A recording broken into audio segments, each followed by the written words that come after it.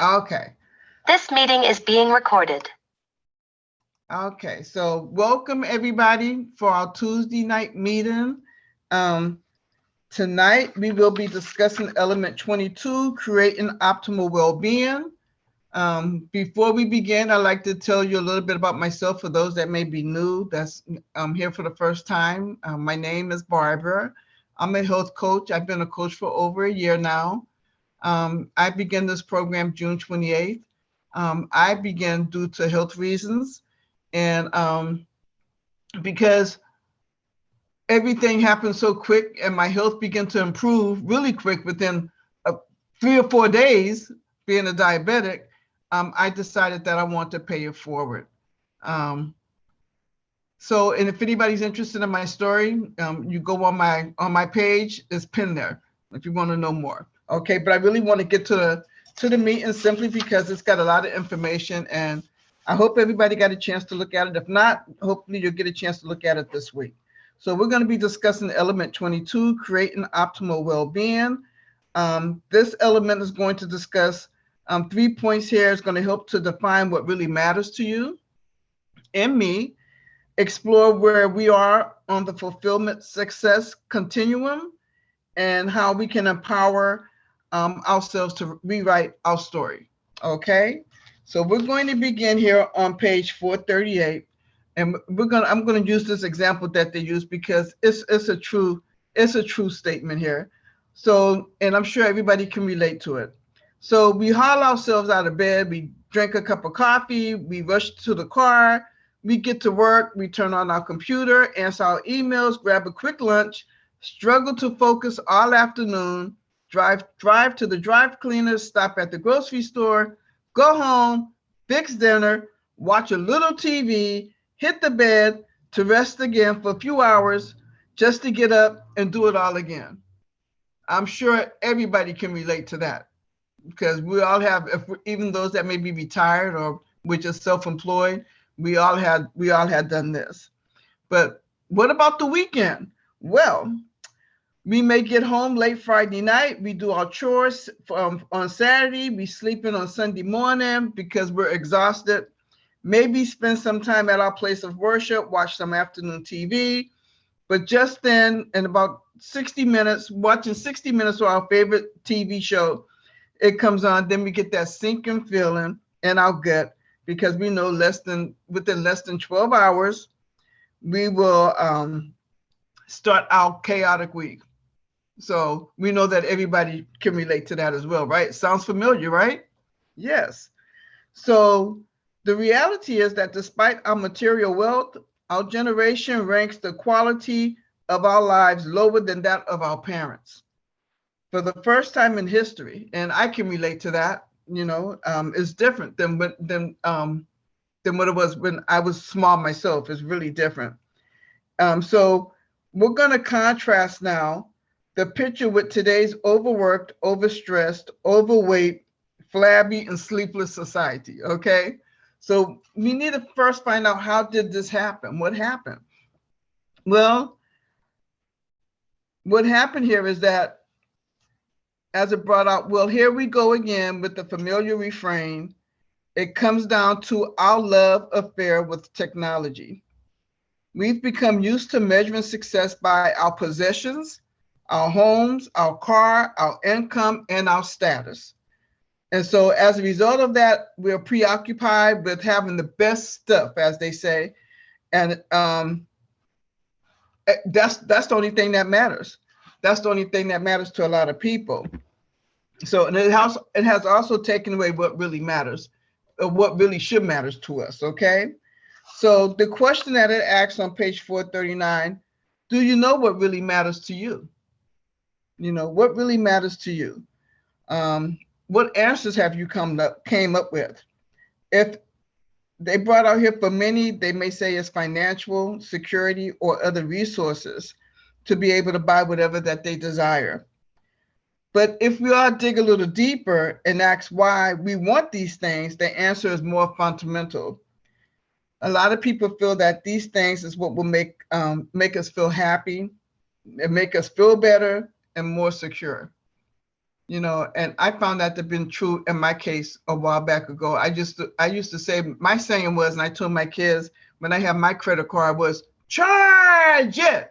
I just had a ball. Just like, and if anybody, my age or maybe a little bit younger, that was the Flintstones. That's what Betty, not Betty, what was that her name? But anyway, that was the Flintstones saying, charge it. Wilma, that was her saying, and I got that from her, you know. And it's fun at the beginning, but when you get it home and after a couple of days, not even a week, then you're bored and you're unhappy again. So I use that card to make me happy, but did it make me happy? No. And I'm sure that some in the audience can understand that too, because they probably felt the same way. So Dr. A says he have an important message for us. He said, first of all, money and material goods won't make you happy if you're unhappy to begin with, So, and second, in our lives, there's no such thing as security. Okay. So what he wants to do is to help us to create not only an optimal health, but to have optimal well-being for ourselves and for the people who matter to us. As with Dr. A, he says, as a physician and lifestyle professional and agent of transformation, he found that if an individual does not have a purpose in their life, helping them create long-term health is an uphill battle. Conversely, or on the other hand, aligning our minds with our heart's desire is a powerful force that can do much to support a lifetime of health. So basically, the truth of the matter is that we live in a world that is complicated, it's unsettling, and sometimes threatening. And thanks to technology, we are more aware of the tragedies, the political unrest, the economic challenges, and the climate changes all around the world. And I know that to be true because when I was coming up, the technology we have today, I didn't know anything about half the stuff that was going on in the world. But now we can connect real quick to find out everything what's going on. We got the videos, we got everything. It's happening right in front of us.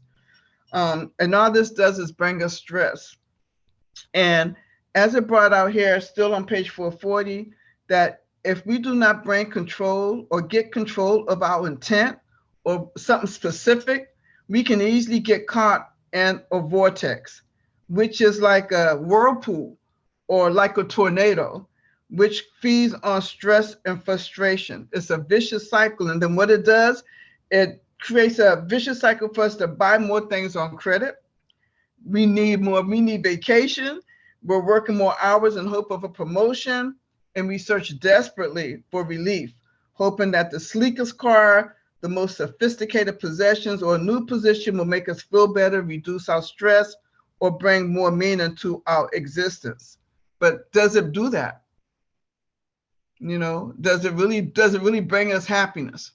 It brings us more stress, actually. Like I said, just like a tornado, because we use those credit cards and then there we go with those bills rising up, and then you got the percentage to pay, and then it comes time for next month, and we're just in a vicious cycle over and over and over again. So we know that most of us here are clients that we work hard to learn and install new systems for healthy eating, movement, and sleep. So we're going to find a way to get back in touch with something that's really important. And Dr. A says he's going to teach us a system to help build our life around things that really matter.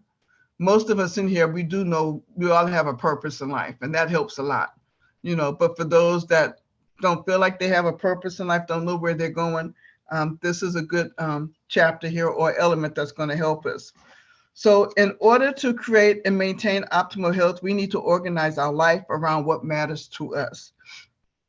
What I appreciate in here, Dr. A, Habits of Health, part 2, let me see, C, part 2.16. He did an exploration or explored a study with end-of-life patients and their perceptives. And what he read was, or what he found out that what made them happy wasn't the car, it wasn't the money, it wasn't the big house, but what he said here, and I'll read to you from what it says here, which is on 2.16, if you could live your life over, three universal truths emerged. They said they would have paid more attention to the big picture. They spent so much time being busy that life just seemed to pass them by. Another person said they would have taken more risks, found work that was more meaningful to them, and had the courage to be better friends, parents, sons, and daughters. The third person stated they would have left a legacy and made more of a difference. So this is if they could have lived their life over. So we see that the material positions, the credit cards, the homes, none of that will bring actually true happiness. We have to be happy within ourselves. On page 442, it stated, are you happy? Are you doing what you really want? Are you financially successful? Can you do the things you want and have the things you want? So these are important questions. And we're going to discuss here 6 types of life aspirations, 3 which are interested, now I can't say it, aspirations. That's on page 442. Okay, and this is the stuff here that the American dream is made of, the one that defines us and what society says we need. This they whisper in our ears at an early age. See, these aspirations here. So it says, how do we define success? What are the 3 main categories? They are, as we mentioned, the success extracent is the nice car, beautiful house, great position at work, and so on. The attractiveness to, and I can't read my writing. But anyway, those are the 3 parts here that it spoke about, that they have that and they have wealth. Okay. But how do we define fulfillment? Because we define having success, but how do we define fulfillment? Well, fulfillment is the sense that our life matters. It has meaning and it has a purpose. And so they brought out 3 points. Dr. A brought out 3 points on how we can define, how we can have fulfillment. One is having satisfying personal relationships. Number 2, growing as individuals. Number 3, making contribution to the community. Okay. On page 443, it talks about, they gave an evaluation here that we can take, evaluate and answer and review for ourselves personally. Failure, success, continuums. Where are we on that scale of 1 to 10? And personally, we can take that test ourselves. The other one is depression, fulfillment, continuum. Where are you on the scale of 1 to 10? So these are some things we can look at ourselves. On page 444, it says, when we compare our success track to our degree of fulfillment, it can be an enlightened exercise. So it would be good to do that exercise to see where we are. Thinking back on the elderly subject in the leader's interview, where it talked about the people that was near their older age and how they kind of wished that they had made better choices.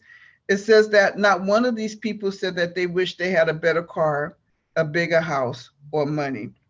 Okay, and this is found on page 469 on Dr. A.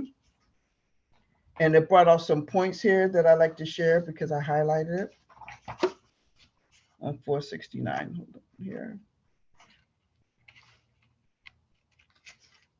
67, 68, 69. Okay. It asks, when asked what they'll do differently, their response was they wish for the fulfillment, depression axis, less focus on the daily grind, more meaningful work, relationship, making a difference. So as we brought out, none of them didn't say that they wish they had a better car, a better house, or more money. I don't know if anybody remember John Wayne, right before his death, they asked him, well, actually they didn't ask him anything, but what he said was that before dying, that with all the money that he had, he would give it all up if he could have life. He just wanted to live. So, and he was, an actor, but that didn't mean nothing to him at the end. It didn't mean anything to him. He just wanted to be able to have a better life, or if he could pay to get well, that's what he wanted. He was interested in being alive. That's what he wanted at the end. But, of course, we know that didn't happen. So what we need to do, what it comes down to, is finding balance in order to create a comfortable life arranged around the things that matter to us most. Whatever it is that puts you in the upper right quadrant, that signifies abundance. And that quadrant is here on page 444, where it talks about the well-being chart. Okay, and it can tell us where we are. So once you do, you'll find out that when your life is guided by what really matters, the very way you respond to daily life and its inconveniences, complications, and difficult relationship changes. When we emerge in creating the things that are most important to us, it suddenly all seems so much more tolerable. So whether we're working toward a new occupation, a hobby, or a relationship, having a purpose frees our minds from sweating the small stuff because we're too busy going after what really matters. I found that very interesting. So it brought out here on how we can rewrite our story on page 446. So many people have written a story on how their life is, and they follow that routine like a playbook. They stay stuck in it and say everything is fine, which is the biggest lie people hide behind in their lives. So we can either be the victim or we can become the dominant force in our life. So we got some tips here on the following page, finding what really matters. It says that most of us are familiar with the idea of reaching and setting goals for external things. However, it's important to ask ourselves why you want what you do. And until we honestly answer that question, we will be searching for true meaning and fulfillment. And when we find what really matters, it will directly satisfy a dynamic urge based on our most fundamental aspirations.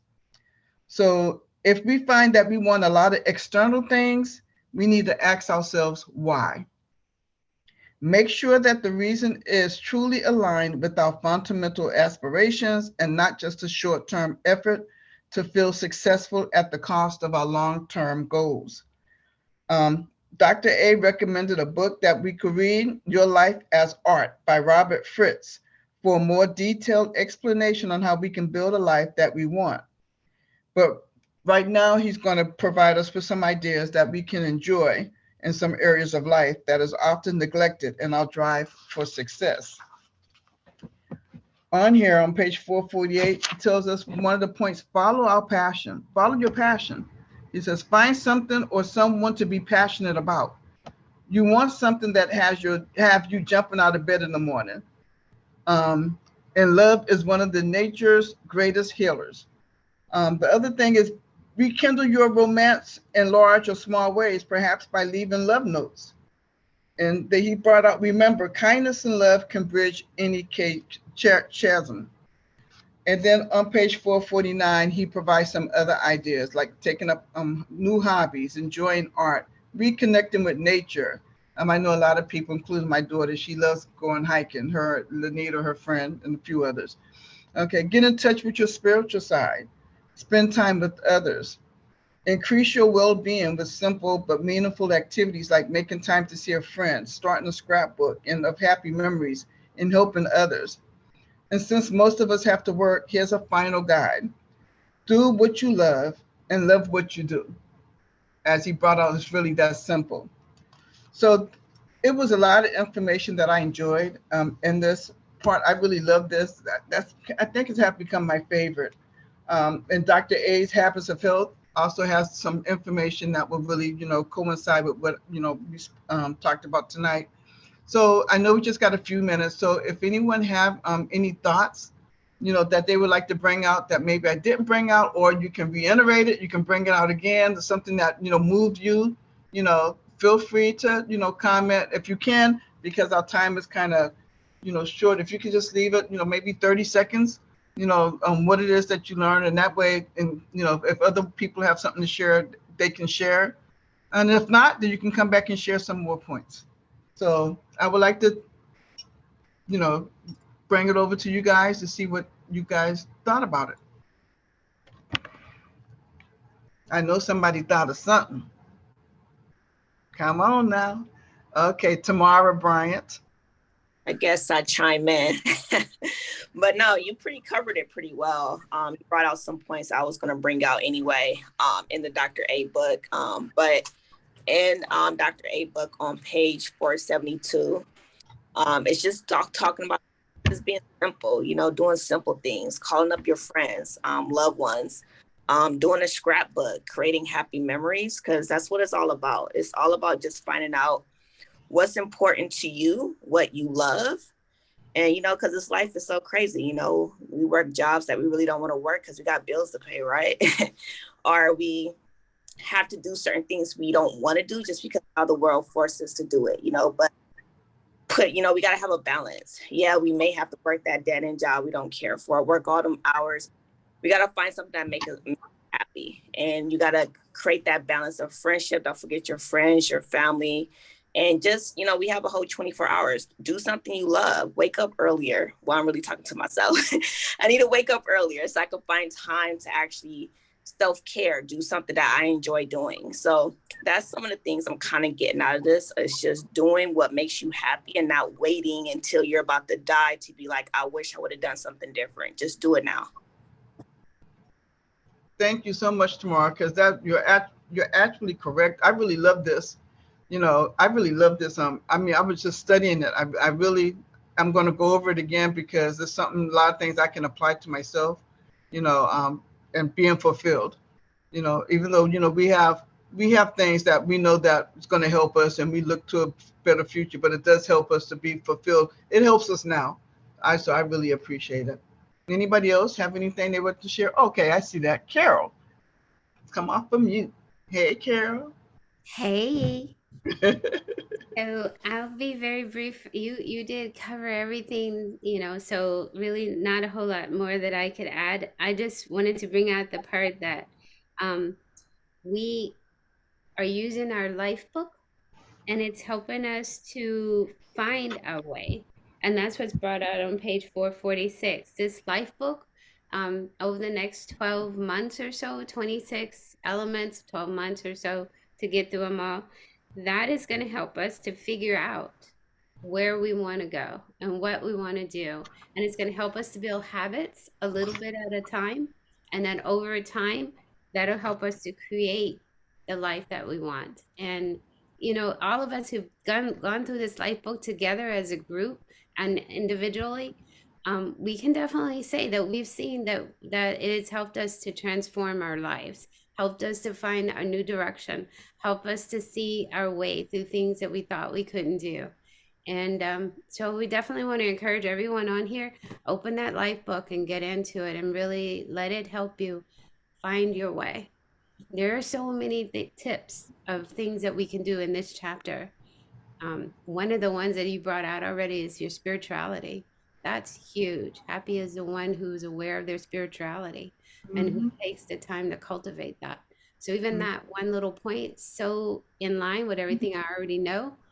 Habits, finding a hobby that you enjoy, and spending time with people that you love. Just simple thing like that.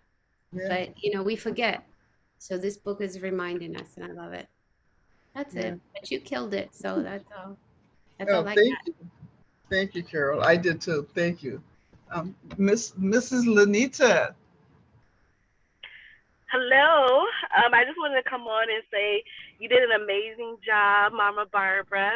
But for me, I was like, the one thing I got out of this is that, like me personally, I need to do something for myself every day. Like I know with my emotions, I can tend to like want to gravitate towards doing whatever I want to do as far as like eating off the program, like things I'm not supposed to be eating or doing something I'm not should be doing that's like building me up.